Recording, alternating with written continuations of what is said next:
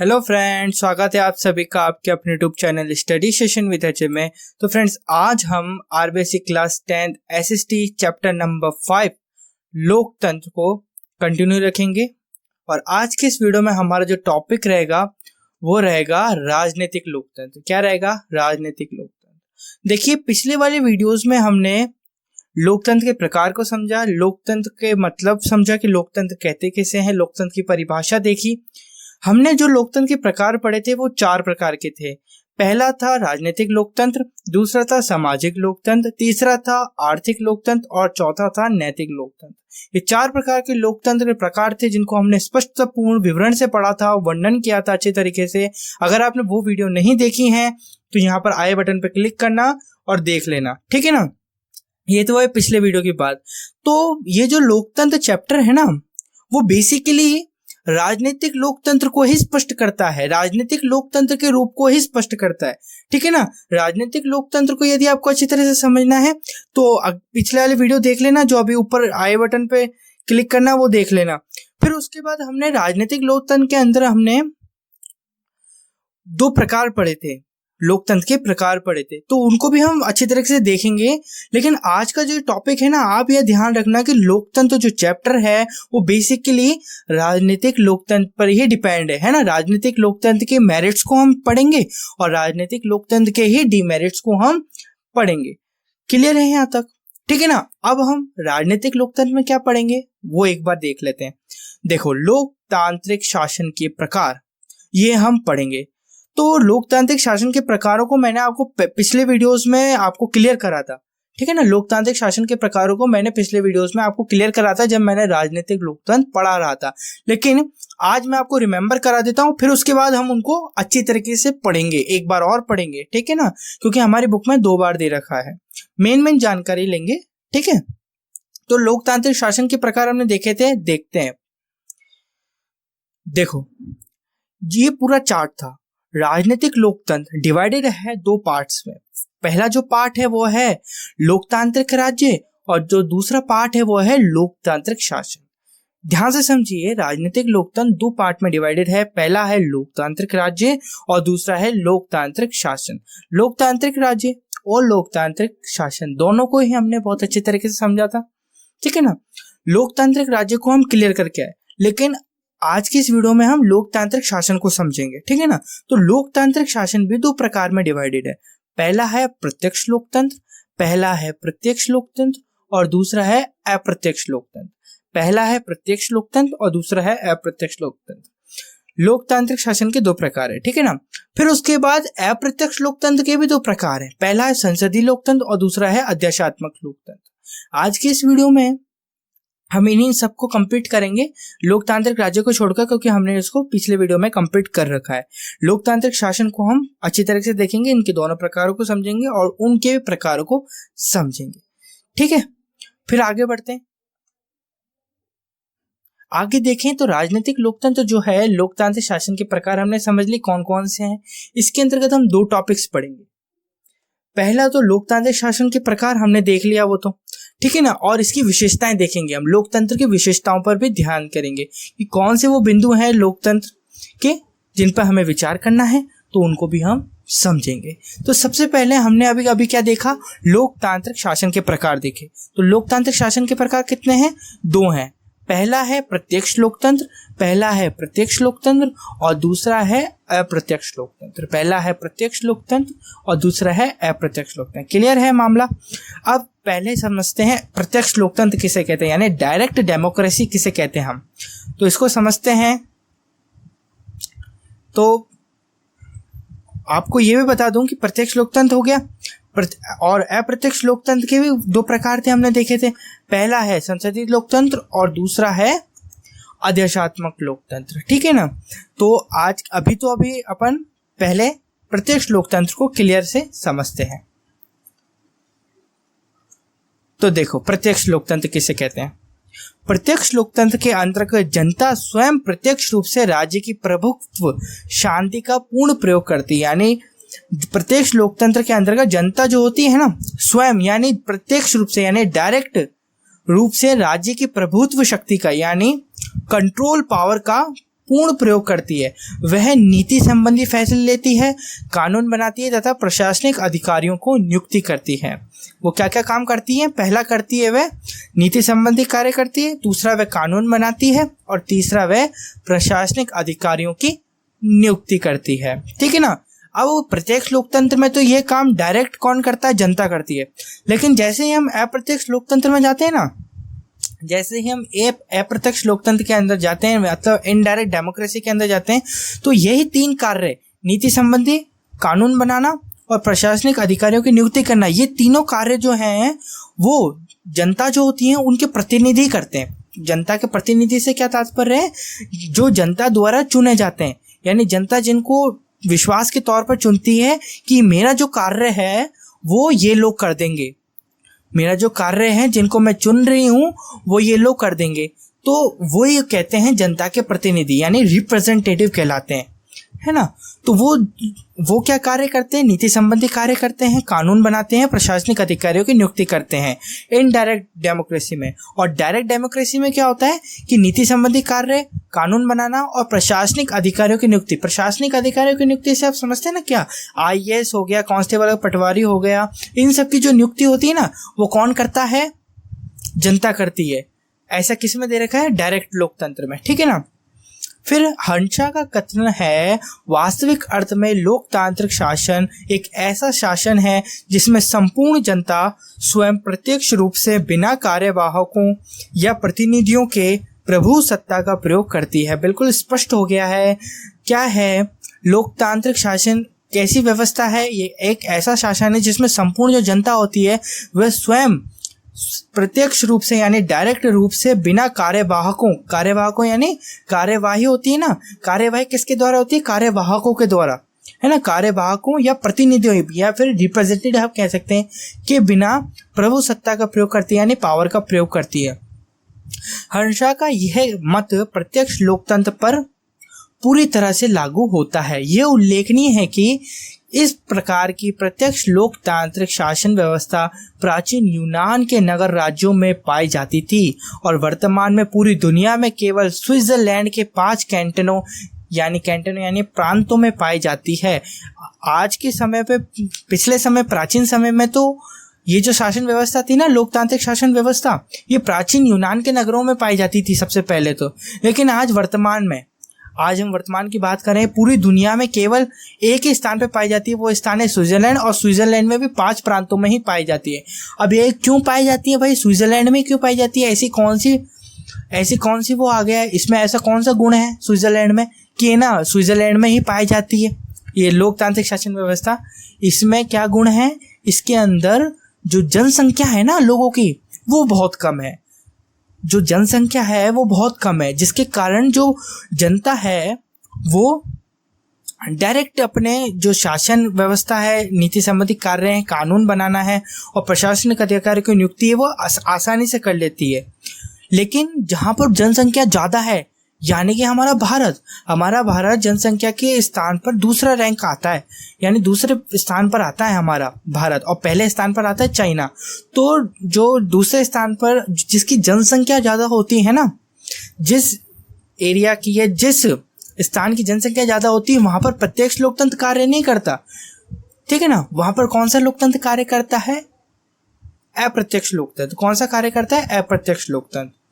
फिर हमने देखा कि वस्तुतः प्रत्यक्ष लोकतांत्रिक शासन की व्यवस्था केवल छोटे तथा कम जनसंख्या वाले राज्यों में ही संभव है, किंतु वर्तमान काल में अधिकांश राज्य आकार एवं जनसंख्या की दृष्टि से बड़े राज्य हैं और इसलिए उनमें इस प्रणाली को लागू करना संभव नहीं है। देखिए, स्पष्ट हो गया, बात स्पष्ट हो गई। जो मैं समझाना चाह रहा था बिल्कुल वही लिखा है। ठीक है ना, क्लियर है यहाँ तक? ये तो हुआ प्रत्यक्ष लोकतंत्र। अब चलते हैं अपन नेक्स्ट अप्रत्यक्ष लोकतंत्र। तो अप्रत्यक्ष लोकतंत्र क्या है? आधुनिक काल में प्राय सभी लोकतांत्रिक राज्यों में अप्रत्यक्ष या प्रतिनिधि लोकतंत्र ही पाया जाता है। इसके अंतर्गत जनता स्वयं प्रत्यक्ष रूप से शासन की शक्ति का प्रयोग नहीं करती। क्या बोल रहे हैं यहाँ पर? इसके अंतर्गत यानी अप्रत्यक्ष लोकतंत्र के अंतर्गत जनता स्वयं प्रत्यक्ष रूप से शासन की शक्ति का प्रयोग नहीं करती है, अपितु अपने प्रतिनिधियों के माध्यम से प्रभुत्व शक्ति का प्रयोग करती है। अपने प्रतिनिधियों के माध्यम से यानी अपने रिप्रेजेंटेटिव्स के माध्यम से प्रभुत्व यानी कंट्रोलर पावर को प्रयोग करती है। जेएस मिल के अनुसार अप्रत्यक्ष या प्रतिनिधि लोकतंत्र एक ऐसी व्यवस्था है जिसमें संपूर्ण जनता या जनता की बहुसंख्या शासन की शक्ति या प्रयोग अपने उन प्रतिनिधियों के माध्यम से करती है जिन्हें वह समय समय पर चुनती है। अन्य विद्वानों ने भी मिल की परिभाषा से मिलती जुलती यानी जेएस मिल की परिभाषा से मिलती जुलती परिभाषाएं दी हैं। इस संबंध में कुछ प्रमुख परिभाषाएं निम्नलिखित हैं। देखिए, विभिन्न विद्वानों द्वारा प्रस्तुत की गई अनेक परिभाषाओं के अध्ययन के पश्चात हम इस निष्कर्ष पर पहुंचते हैं कि प्रजातांत्रिक शासन प्रणाली कुछ विशिष्ट लक्षणों से युक्त होती है। अब वो पहले तो ये समझिए कि ये जो परिभाषाएं हैं, निम्नलिखित परिभाषाएं, वो कौन कौन सी है। तो सबसे पहले जो परिभाषा है वो है लोकतंत्र शासन का वह रूप है, लोकतंत्र शासन का वह रूप है जिसमें राज्य की शासन शक्ति कानूनी तौर पर किसी विशेष वर्ग या वर्गों में नहीं अपितु संपूर्ण समाज के सदस्यों में निहित होती है। ऐसा कौन कहते हैं? ऐसा लॉर्ड ब्राइस कहते हैं। कौन कहते हैं? लॉर्ड ब्राइस कहते हैं। आगे बढ़ें तो आगे आता है लोकतंत्र वह शासन व्यवस्था है जिसमें राष्ट्र का अधिकांश भाग शासक होता है। लोकतंत्र शासन वह व्यवस्था है जिसमें राष्ट्र का अधिकांश भाग या पूर्णतः भाग या पूरा जो भाग होता है वो कौन होता है? शासक होता है। हमने प्रत्यक्ष लोकतंत्र में क्या समझा कि कानून और जितना भी प्रभुत्व जो शक्ति है उसका केंद्र कौन है? जनता है, यानी उसका उपयोग कौन करती है? जनता करती है। तो जो एक शासन या एक राष्ट्र होता है उसमें अधिकांश लोग कौन होते हैं? यानी अधिकांश जो भाग होता है वो किससे घिरा रहता है? जनता से घिरा रहता है। तो जनता को आधार मानकर डाइजी ने क्या परिभाषा दी है? दिमाग लगाइए, बहुत बढ़िया है। लोकतंत्र वह शासन व्यवस्था है जिसमें राष्ट्र का अधिकांश भाग शासक होता है।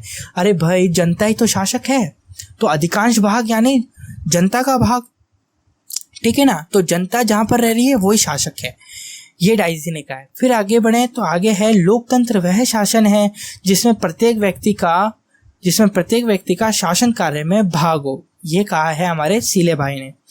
और ये जो लॉर्ड ब्राइस, डाइजी, सीले, ये कौन है? ये है दार्शनिक। कौन है? दार्शनिक।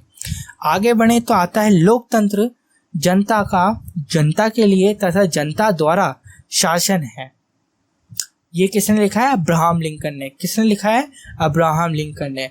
आप मुझे कमेंट करके बताना कि अब्राहम लिंकन अमेरिका के कौन से राष्ट्रपति थे, मतलब कौन से नंबर के राष्ट्रपति थे, ठीक है ना।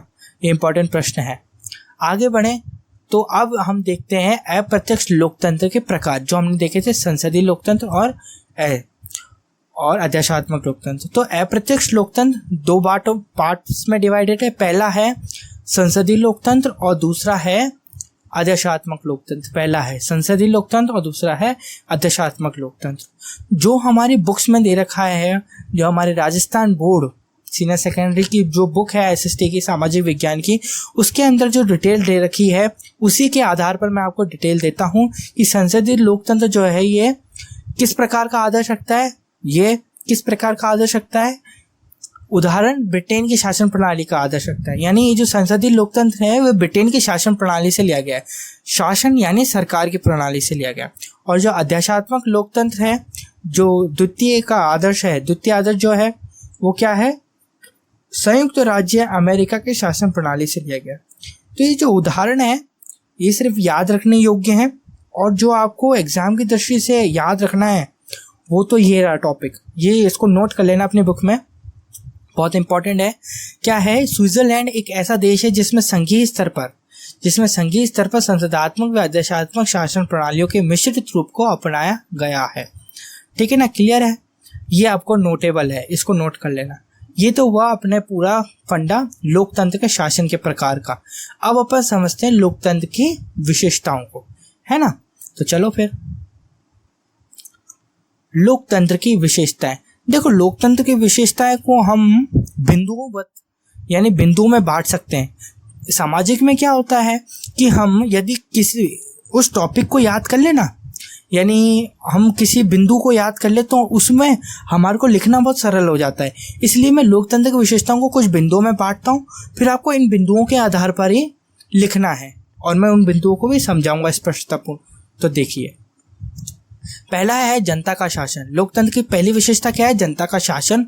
दूसरी विशेषता है जनता द्वारा निर्मित शासन है। तीसरी जो विशेषता है, लोकतंत्र शासन एक साधन है, साध्य नहीं। अब इसका मतलब क्या होता है मैं आपको पहले ही समझा देता हूँ। साधन है, साध्य नहीं। अब देखो, हमारे को मार्केट जाना है और मार्केट में यदि कोई चीज़ खरीदनी है तो चीज़ खरीदनी है हमारे को, है ना। तो हमारे को दो चीज़ों की आवश्यकता है। पहली तो चीज़ की, जो हमारे को चीज़ चाहिए, यानी कि जो हमारे को चीज़ चाहिए उसकी आवश्यकता होगी, और दूसरा उसको खरीदने में लगने के वाले पैसे की आवश्यकता होगी। तो यहाँ पर जो है साधन तो हमारा क्या हो गया? पैसे, है ना, जिसके माध्यम से हम हमारी चीज़ को खरीदेंगे। तो साधन तो हो गया हमारा पैसे, और साध्य क्या हो गया हमारा? क्या? चीज़। साध्य तो क्या हो गया हमारा? चीज़। तो इसी प्रकार को हमारे को समझना है कि लोकतंत्र शासन एक साधन है, साध्य नहीं है, ठीक है ना। चीज़ है, चीज़ नहीं है। कौन? लोकतंत्र, ठीक है ना।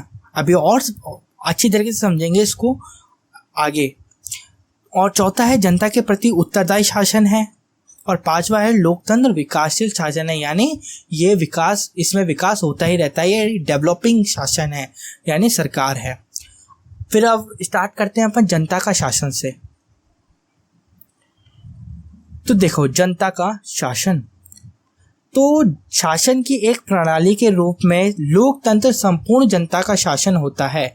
जनता का अर्थ संपूर्ण जन समूह एवं प्रत्येक व्यक्ति से है। इस प्रकार यह किसी विशेष नस्ल, भाषा, संस्कृति आदि से संबंधित वर्ग का शासन नहीं है। ये पूरी मानव सभ्यता जो है ना, जो पूरी जन समूह है उसका पालन करता है। ये किसी नस्ल, भाषा या संस्कृति, कोई क्षेत्र विशेष का, जो कोई क्षेत्र विशेष है उसका पालन नहीं करता है। इतना ही है जनता का शासन। फिर जो दूसरा पॉइंट है वो है अपना जनता द्वारा निर्मित शासन। तो जनता द्वारा निर्मित शासन क्या है कि लोकतंत्र में सरकार का निर्माण जनता द्वारा किया जाता है। इसमें जनता अपने प्रतिनिधि चुनती है और वह प्रतिनिधि सरकार का निर्माण करते हैं। जनता अपने प्रतिनिधि यानी अपने रिप्रेजेंटेटिव को चुनती है, और वो जो रिप्रेजेंटेड होते हैं ना, वो सरकार का निर्माण करते हैं। क्लियर है? आगे बढ़ें तो आगे आता है अपना लोकतंत्र शासन एक साधन है, साध्य नहीं। तो इसको समझते हैं। देखो, लोकतंत्र में शासन को कभी भी साध्य नहीं माना जाता है, अपितु शासन को एक साधन माना जाता है। वास्तव में लोकतंत्र में शासन निम्नलिखित साध्यों, लोकतांत्रिक साध्यों की प्राप्ति का साधन माना जाता है। मतलब जो साध्य, मतलब आप समझो लक्ष्यों, गोल्स को, है ना। ये लोकतांत्रिक गोल्स को पाने के लिए लोकतंत्र जो है वो एक साधन है। लोग जो लक्ष्य होते हैं ना, लोकतांत्रिक जो लक्ष्य हैं, उनको पाने के लिए एक साधन है। कौन? अपना लोकतंत्र, ठीक है ना। तो लोकतांत्रिक साधन, ये वो जो गोल हैं वो कौन कौन से हैं? पहला तो है व्यक्ति की स्वतंत्रता एवं गौरव की रक्षा, और दूसरा जो है वह है सार्वजनिक हित की वृद्धि। इनको पाने के लिए ही जो साधन उपयोग में लिया जाता है वो साधन कौन सा है? लोकतंत्र है। ठीक है, क्लियर है मामला हुआ। अब आगे बढ़ते हैं। तो आगे है अपना चौथा, जनता के प्रति उत्तरदायी शासन। क्या है जनता के प्रति उत्तरदायी शासन? तो जनता के प्रति उत्तरदायी किस प्रकार है देखें तो, लोकतंत्र में शासन प्रणाली लोक प्रभुत्व के सिद्धांत को स्वीकारती है। लोक प्रभुत्व सिद्धांत के यानी जो जनता है वो ही, उनके पास ही पूरी पावर है। अतः लोकतंत्र में शासन अपने कार्यों के लिए जनता के प्रति उत्तरदायी होता है। इसका अर्थ है कि यदि सरकार व्यक्ति की स्वतंत्रता को छीनती है, जनमत का सम्मान नहीं करती अथवा सार्वजनिक हित में कार्य नहीं करती, तो जनता उसे बदल सकती है ना। ये क्लियर है, बिल्कुल स्पष्ट शब्दों में लिखा हुआ है। और फिर अगला जो लास्ट है अपना वो है लोकतंत्र विकासशील शासन है। किस प्रकार है वो देखो आधुनिक काल तक लोकतांत्रिक शासन प्रणाली विकास की कई अवस्थाओं से गुजरी है ना। प्रारंभ में यह व्यक्तिवादी लोकतंत्र था, हमने देखा था पिछले वीडियो में, जो बाद में उदारवादी लोकतंत्र में बदल गया, और वर्तमान में ये लोक कल्याणकारी राज्य की धारणा से संबंधित हो गया। यानी तीन अवस्थाओं के, यानी विकास की तीन अवस्थाओं से गुजरी है। पहली तो व्यक्तिवादी लोकतंत्र था, फिर उदारवादी लोकतंत्र हुआ, फिर लोक कल्याणकारी राज्य की अवधारणा से संबंधित हुआ। ठीक है ना, ये विकास की तीन अवस्थाओं से गुजरी है। इस विकास का परिणाम यह हुआ है कि जहां प्रारंभ में लोकतंत्र ने व्यक्ति की राजनीतिक स्वतंत्रता व समानता तथा संवैधानिक शासन, या संवैधानिक शासन यानी विधि के शासन, यानी जो विधियों के द्वारा लिखा गया है ना, पर ही बल दिया था, वहां अब यह सामाजिक व आर्थिक क्षेत्र में समानता व न्याय के सिद्धांत को भी स्वीकार करने लगा है। इस प्रकार लोकतंत्र में विकास ने उसके मूल्यात्मक स्तर में वृद्धि की है। मूल्यात्मक यानी उसकी वैल्यू में वृद्धि की है, यानी उसकी वैल्यू बढ़ा दी। क्लियर मामला हुआ। देखो आज की इस वीडियो में इतना ही, अगले वीडियो में हम और डिस्कस करेंगे टॉपिक को। अगर आपको हमारा वीडियो अच्छा लगा हो तो प्लीज़ वीडियो को लाइक करें और चैनल को सब्सक्राइब करें। धन्यवाद।